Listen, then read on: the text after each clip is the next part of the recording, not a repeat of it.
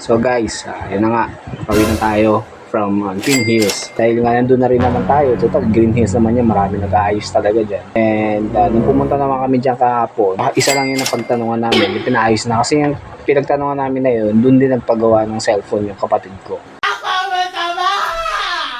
So doon kami na-recommend. And din nga, then doon kami pumunta. Pero since nandun na rin naman tayo sa Green Hills, hindi ako pumayag na hindi natin mapapatingnan ulit o mapapa-second opinion kung talaga bang board yung sira ng unit. Then naghanap ako, nagtanong-tanong, then nakakita ko ng isa. Oh my God! Na sinabi nila na na hindi board ang sira. Ang sira ay yung mismong keyboard. Na isang technician ang sabi niya, hindi naman board ang sira nito. Ang board ang sira nito, hindi yung keyboard. So tinignan nila, tinry nilang i-charge, nag-on yung laptop. Since saglit lang, nag-on siya agad, umilaw. Then tinignan nila yung loob. Yung pala, hindi nila binalik ng maayos. Para lang nila kinabit yung keyboard. Aray ko! Para lang pinatong kasi hindi nila tinurnilyo, hindi nila binalik kung yung tamang pagkakaayos nung keyboard. So ganun yung mga nakita.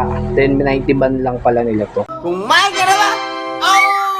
Parang sa madaling salita, parang minadali nila yung pag-aayos. Second day naman natin, nagawa naman siya. Pero ibang technician na siya. So ngayon ito, ginagamit na natin yung laptop. Nag-on ka na, lab? So yun na siya.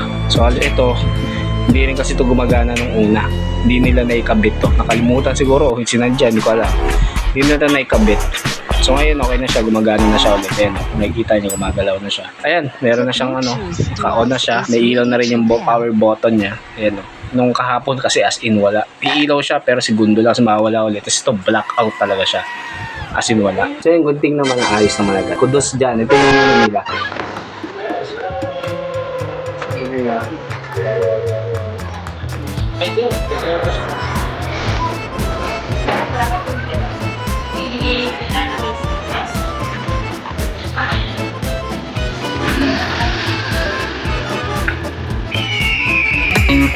Napakagaling ng mga technicians dyan. Yung pinayos ko lang dyan yung keyboard, tapos ang dami nilang inayos. Actually pati speaker ng laptop inayos din nila. Sabog siya, ngayon maganda na yung pagkakatudog niya. Sa mga nagpaplano na pumunta ng Green Hills sa San Juan, make sure na piliin nyo talaga yung technicians na pupuntahan nyo. Isa-isahin nyo kung kaya nyo isa-isahin. Piliin nyo talaga yung talagang yung magaling. So kung may natutunan ka sa video na to, huwag mong kalimutan na mag-subscribe at like and share dahil para mag-updated ka sa